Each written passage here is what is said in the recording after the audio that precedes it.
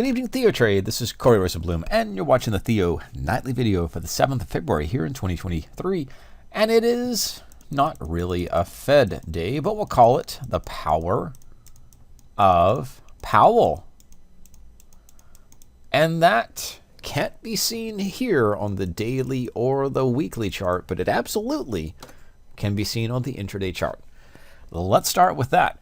In terms of the news, just looking at some of the headlines, what we're doing here is pulling the news article or the news widget right here in the watch list or the left side panel in Thinkorswim.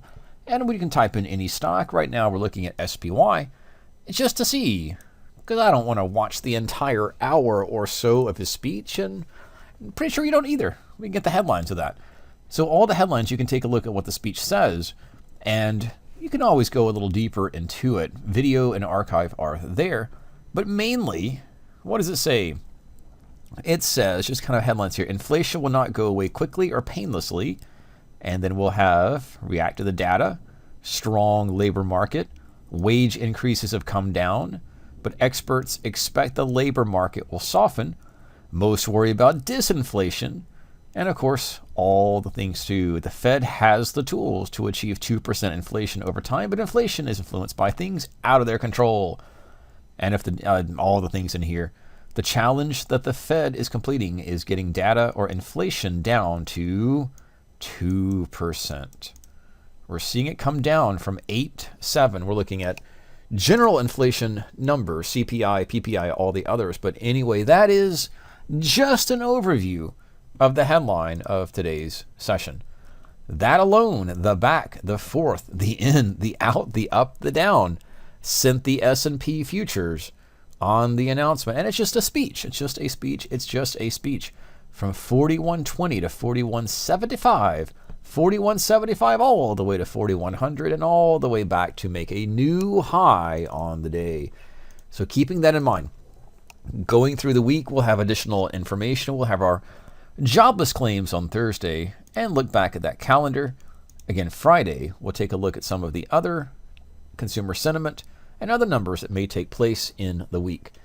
And just keeping us up to date here on the prior updates, things that are earnings in play. In today's session, it was DuPont de Nemours or DuPont DD and Linde. So we'll highlight those momentarily. Coming up is CVS, Emerson Resources, and then I think the big one will be coming in play Wednesday after the close. It is going to be Disney. So let's talk a little bit now about the earnings. After that will be Pepsi, AbbVie Labs, Philip Morris, Duke Energy, and after that, we'll see one more after the close on PayPal. PayPal will take place on Thursday. So where were the moves? Let's highlight just some of those. Looking at the daily chart and the weekly chart here. First, let's go with the biggest leader in today's session. That is DD. On the weekly chart, we see it cresting the upside, a little bit more of a sideways price range on the big picture, but on the daily chart, the stock DD has had a reversal and has been trading up off 50, making a new 52, roughly speaking, week high. Just about there, just about. Didn't quite make it in terms of 52-week highs, but we're splitting hairs. So what that would show up here is on a list of stocks making new 52-week highs, and I rank this by market cap. Today's was ADI, FISV, TDG, and one we've been watching, which is On Semiconductor. And just to highlight that one, there is On Semiconductor, which is a strong weekly uptrend, but also daily. But back to stocks that are in play. Linde, LIN, also sees its trading range, and that's up at the top of the range, possibly the shorting or the bear area, down away from that 340 per share. Coming up in tomorrow's session, we'll have CVS, and we can look at the expected move logic. CVS reports earnings after the bell, or before the bell, so right after this close, between the close and the open, so before the bell. That'll be 55% implied volatility, $3 up and down. Not a big move priced into the option market for CVS. Neither for Emerson Resources or Emerson Electric, that is EMR. It has an expected move, again, looking at the future here, 40%. That's a $2.63 up or down. But the one we'll focus on is Disney. It does have a relatively larger and more normalized expected move. That at the moment is 87% implied volatility with an up or down move of the price. We'll say $7 for that stock. What does it mean in terms of its movement? And we'll look at that to see what the plays could be for setting up any option trades. And that would be a $7 up, taking it the current close. You'll do this tomorrow's session, but getting us prepared for it. The way to do expected move earnings-based logic, take the close, take that up about $7 right here. You can always be zoomed in and more specific for the numbers exactly, or use the calculator tool. Down $7 in Disney to the downside takes it to target levels, roughly speaking, 104.80. We'll call that 105. And just shy of 120, that's about 118 to the upside. Those are the target levels we'll be watching for. And if you do not play butterflies or don't play ahead of the earnings, the way I like to do intraday trades is if the stock does gap to the upside on the earnings, it could play on the intraday chart to that upside target. That's going to give some quick morning potential trades on the bull side. If it starts to go to the downside, that would be the same logic. And there could be reversal. So when a market does hit that target or expected move level, that could see an intraday reversal away from that target. So just two strategies on the intraday chart, not to mention butterflies or trades you can take ahead of earnings. Same logic will place in the others. PepsiCo, 40% implied volatility. AbbVie Labs, 52%. Philip Morris, 42%. And Duke Energy, 29%. We'll look at one more because it is PayPal and it has a the largest of the ones we've talked about here in the S&P 100. It's a 120% expected move, or at least implied volatility, with a $7, just like Disney, but it's smaller or lower in share price. That's a bigger move priced into PayPal in terms of percent. So those are the stocks we're watching. Anything else on the news front? And fallout from the Fed.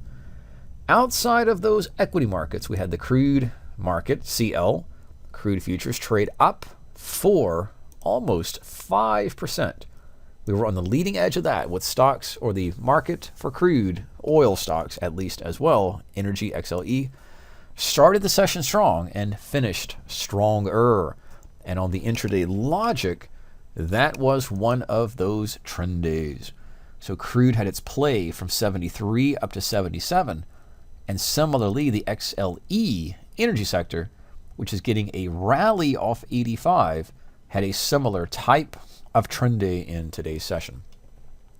Outside of that, that's our leader in the session, at least in terms of sectors, oil, and how it impacted the XLE energy. So XLE energy, and of course, some of the strongest stocks in today's session with that logic. And there were big movers. ConocoPhillips, we had ExxonMobil, and Chevron Texaco. Again, the big leader was DuPont. And behind that was some tech names, NVIDIA, which continues to rally. It is still on a tear, making new highs into 221 per share. Behind it is Google, which had its earnings, did not do this expected move necessarily, but Google is still on the upside in today's session. News about artificial intelligence and some other products they have in the works and released. So a little boost on the news front, and new products and new hype around those is helping Google shares rally.